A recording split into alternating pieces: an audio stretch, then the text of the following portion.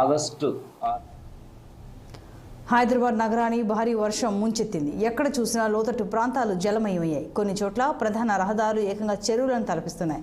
చాదర్ ghat railway bridge కింద భారీగా వర్ష నీరు చేరడంతో వాహనదారులు రాకపోకలకు తీవ్ర ఇబ్బందులు పడుతున్నారు. సకాలంలో డ్రైనేజ్ నాలాల్లో పూడికతీత తొలగించకపోవడం వల్లే ఈ పరిస్థితి నెలకొందని సంబంధిత అధికారులు, సిబ్బంది తీరుపై ప్రజలు ఆగ్రహం వ్యక్తం చేస్తున్నారు.